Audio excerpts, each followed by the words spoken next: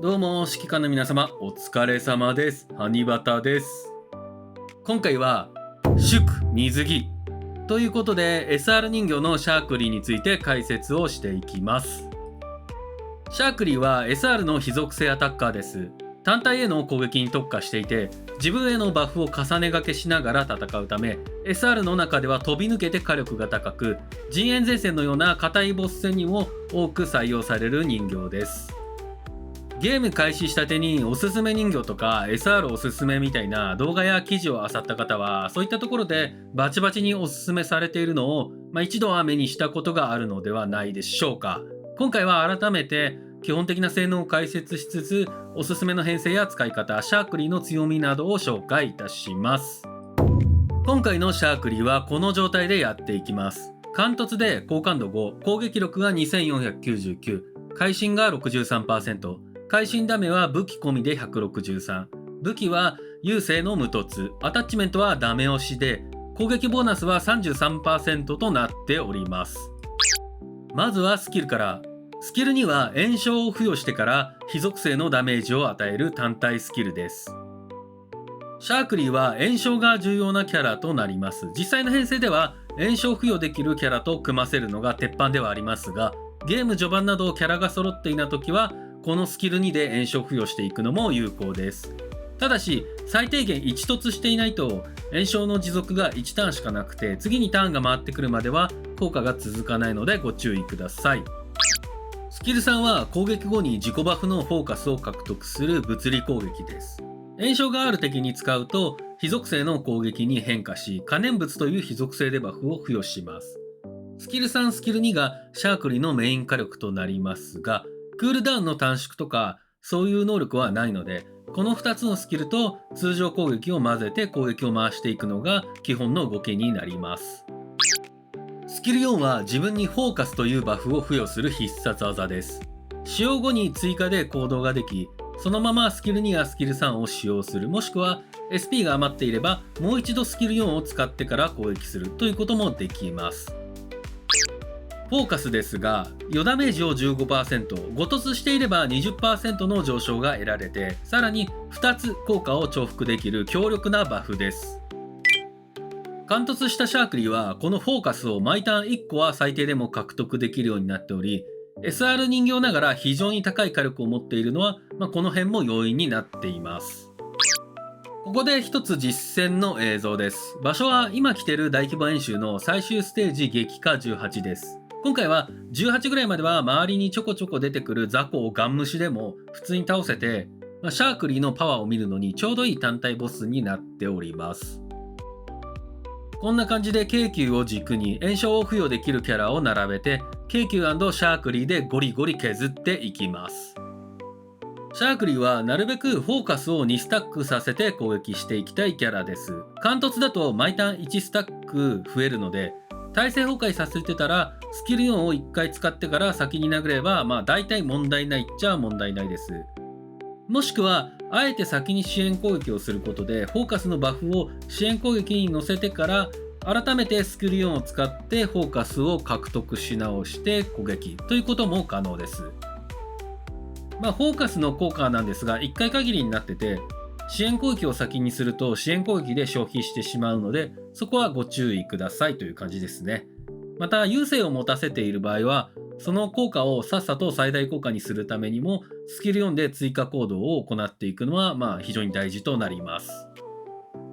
はい、こんな感じでございました。京急とほぼ2トップって感じですね。 SR のキャラとしてはかなり強いです。今回の大規模演習はこんな感じで非属性っぽいパーティーに適当に耐久キャラを混ぜておけば、火力はこの2人だけでもどうにかなるので、来る回の凸がいないし、18まででクリアできれば十分という方であれば、京急中心のパーティーでご利用ししてもらうのが一番楽かなと思います。シャークリーの強みとそれを生かすポイントについて数点解説いたします。まず1点目で、シャークリーはバフを含めた自己強化が非常に豊富な性能であることがあります。スキル4のハイライトを使うと、まずフォーカスというバフ、これは先ほども説明しましたが、1つでよだめ 15%、2つで 30% 上昇の強力なバフです。さらに2突しているとスキル4使用時にダメージ上昇1がついてきて、4突しているとパッシブの効果で炎症がついている敵へなんと会心率が 30% 上昇します。さらに持ってるバフの数で最大 15% 会心ダメージが上がりまして、さらに5突までいくとフォーカスの効果が 20% になり最大 40% の余ダメージ上昇となります。また固有キーの効果でヒートアップ2を獲得することも可能です。整理すると余ダメ上昇が合計 50%、 会心率が 30%、 会心ダメが 15%、 攻撃力が 15%、 これだけのバフを自分に獲得することが可能になっていて、シャークリの効果力の秘訣となっております。2点目は固有キーのヒートウェーブ。シャークリーはこの固有キーを装備することで敵に炎症が付与された際に支援攻撃を行うことが可能です。これは1ターンで3回まで発動させることができ、大抵支援攻撃は1回か2回のキャラが多い中で、条件は特殊なんですが3回もの支援攻撃を行うことができるというのはシャークリーの大きな強みと言えます。自分への強化と支援攻撃、この2つの強みを全て活かすには敵に炎症を付与できることが条件となってきます。炎症を付与できてかつ一緒に編成しやすいキャラや手段の候補としてはクシーニアやセンタウレイシー、あと自分のスキル2とかがあり、特に SR キャラのクシーニアはシャークリーや京急とともにゲーム開始から育成していく候補として結構おすすめされていることが多い人形です。また3突した京急がいれば京急の支援攻撃で炎症が複数回付与可能なのでシャークリーとの編成の幅が一気に広がります。ゲーム序盤であればキャロリックの行動終了時効果を使ってステージの雑魚に支援攻撃をばらまいていくという使い方も有効です。シャークリー自身のビルドを見ていきます。まず固有キーのおすすめはヒートウェーブ、小悪魔のささやき、致命的な誘惑の3点で、特に直接ダメージ量に関わるヒートウェーブは必須です。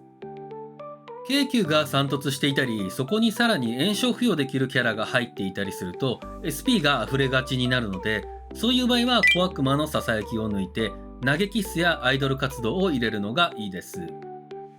投げキッスは敵の攻撃が全体攻撃や範囲攻撃が多く、シャークリーにも被弾してしまうような場合に特におすすめです。武器ですが、シャークリーの効果力を生かすためにはできれば SSR 武器を装備させたいですね。基本は工場の2本がおすすめです。優勢はシャークリーが会心率を自力で上げられるキャラなので、会心ダメージ 25% と相性がいいです。また、金石層はシャークリーの支援攻撃回数を最大限活用できるなら強く、3突京急を持っていて金石層がダブっているような方はこちらも非常におすすめです。ない場合は、つなぎとしては191式がおすすめです。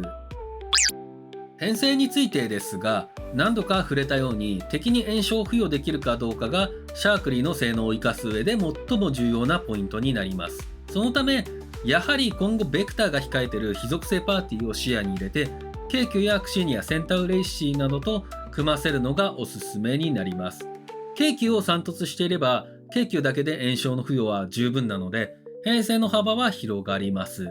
その場合5人編成なら京急とシャークリーだけでも6回の支援攻撃を行うことが可能なため、来る回と組ませてバイクの回転を早めていくというのも効果的ではあります。